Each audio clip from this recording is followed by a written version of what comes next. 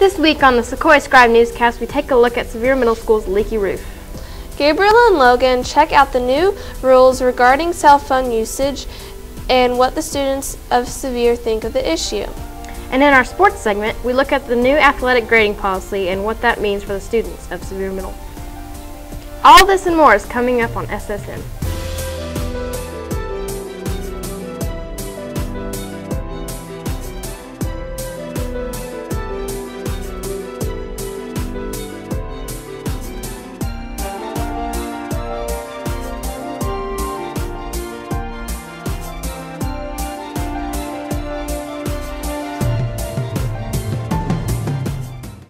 Good morning, Sevier Middle. My name is Elizabeth. And I'm Kristin. Welcome to this week's episode of the Sequoyah Scribe Newscast. The roof at John Sevier Middle School has taken many hits over the years, but help may finally have arrived. Gabriel filed this report. There has been a constant problem at John Sevier Middle School, the leaky roofs. This problem has created many inconveniences for students, including traffic complications. I've had to rearrange how I get home. I usually have to go down a different path of stairs to get to the bus. I've been late to 3 classes. I had to go a different way to my class in the 7th grade hall.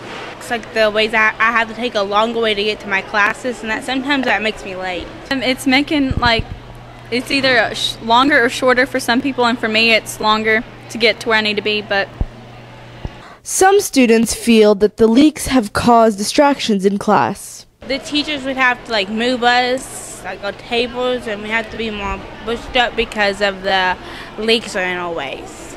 There's been water leaks in classrooms, but it's not really affected. It's been a distraction. In some classes it's leaking, and when it leaks in the classroom we get distracted because of it. Not really. No, it hasn't affected me, but it's kind of since I've been late to class. Many students who have been hit by dripping water agree. The water is gross. Yes, and it did not feel good, and we don't know what's in the ceiling, so it might be affecting your health. Yes, and it surprised me. I didn't expect it. It felt cold, made me surprised. Yes, it has, and it's really gross. No, water hasn't dripped on my head. Edward L. Connors with Environmental Solutions and Associates Incorporated says that there is no bad mold in the school. If you had a constant source of water for 15 years and it wasn't stopped, you'd have mold growing everywhere. Okay? But you don't have a constant source of water coming into the building. You've had sporadic leaks over a 15-year period. Okay? But if we had water intrusion for 15 years, you wouldn't be able to walk on the carpet. You would have actually grass growing in here. The KCS school board is spending nearly $600,000 to fix the roof. The roof should be fixed completely sometime in October. Reporting for SSN, this has been Gabriel. Social media is the host of many threats and rumors. Recently, a rumor about an attack on local schools planned for September 11th started swarming the internet. This threat made the attendance across Kingsport City schools drastically lower. No evidence of any plot to attack schools has been found. In other matters, Sullivan County and Kingsport City schools will hold a meeting this week. This meeting is set to focus on schools' facilities. One suggestion making the rounds is the KCS will purchase Sullivan North High School and turn it into a middle school. The meeting is set for Thursday, September 24th. Kingsport City Schools is accepting applications for the 2nd annual Insight KCS program. This is a program that lets residents of Kingsport go in depth behind the scenes of Kingsport City Schools. More information about the program can be found at k12k.com. Cell phone rules have changed once again at Sevier Middle School. Now, students can no longer carry their phones with them. Gabriel and Logan filed this report. The classroom, the cafeteria, the gym, and auditorium. Everywhere, students are talking about Sevier's new cell phone policy. The original reason that we allowed cell phones to be used in school was so that students would have a device, a way to access information that they otherwise wouldn't have had. As we've been fortunate enough in Kingsport to move to a one-to-one situation where every student has a device, the need for a cell phone was no longer needed since we had a device for every student. Many Sevier students are unhappy with the new policy.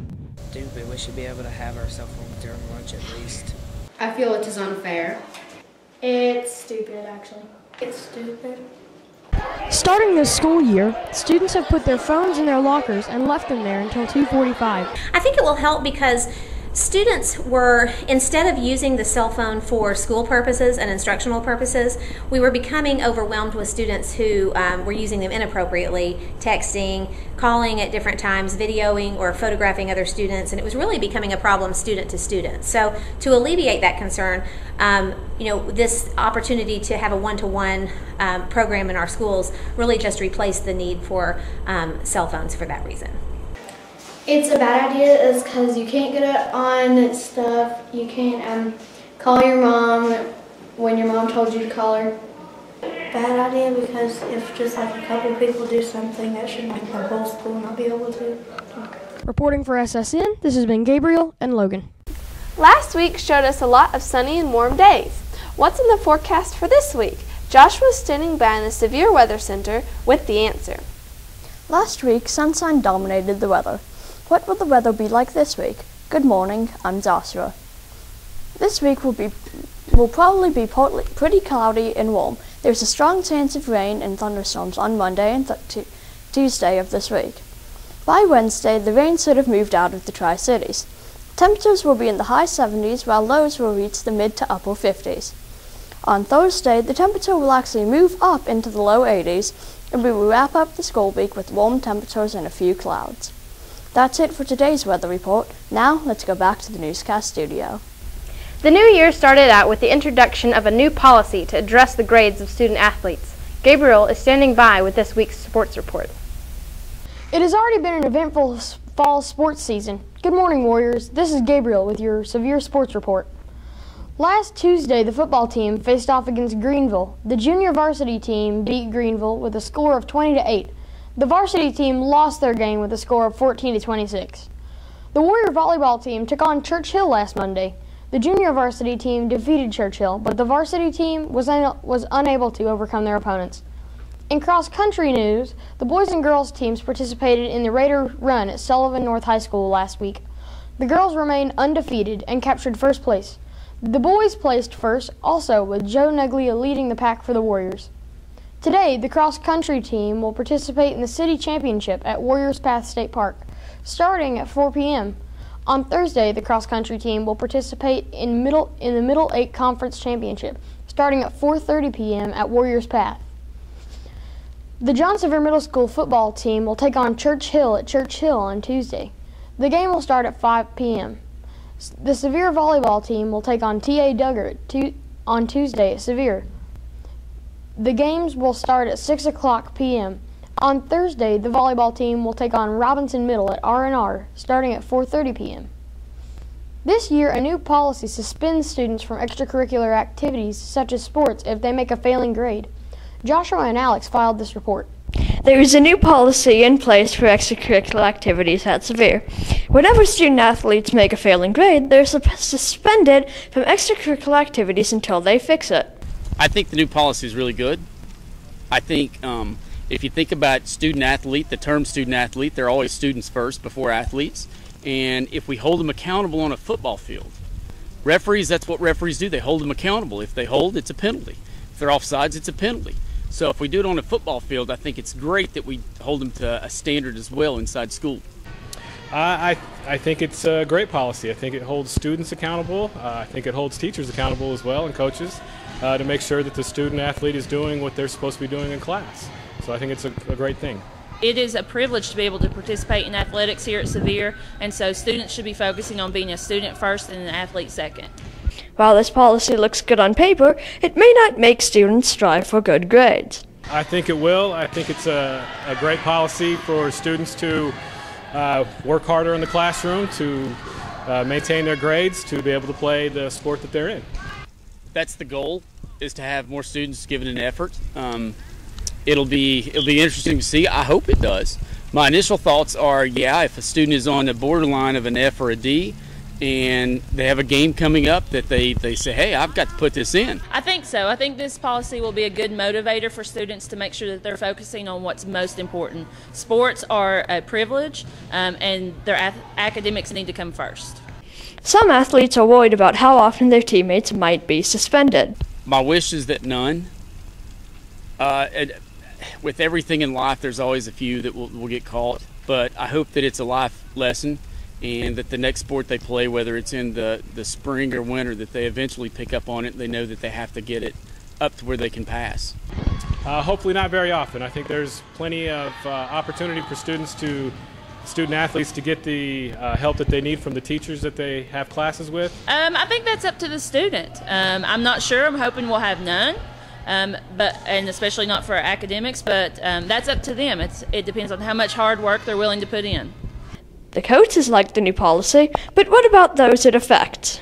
It'll encourage kids are really good players that don't make good grades. It'll make them work harder to be on the football team or whatever they want to do. I think it's good so the students can keep their grades up and they can maintain a good average while playing sports. I think it's a good policy and it'll keep kids keeping their grades up so they can do athletics. Some people are more important to the success of teams than others. If these students fail, will teachers give them a pass? No, I think it's pretty fair because it's just right for each student or student athlete to keep their grades up. Well, I don't think they are, and if they are, then that's probably not a very good teacher. Reporting for SSN, this has been reporter Joshua with videographer Alex. That's it for this week's Sevier Sports Report. Let's go back to the newscast studio. This year, the cell phone rules have changed dramatically. How do the students feel about this rule change? Elizabeth and I hit the halls to find out. Last year, students at Sevier Middle School had the privilege of using their phones during lunch and sometimes even class. This year, phones must stay in lockers from 7:45 to 2:45. What do JSMS students think about that? SSN hit the halls to find out. I feel it's unfair. I feel the teachers think they have too much power, making it a totalitarian democracy. I think it's good because it could help you with time of getting to classes and stuff. It's like the teachers don't trust us with our phones.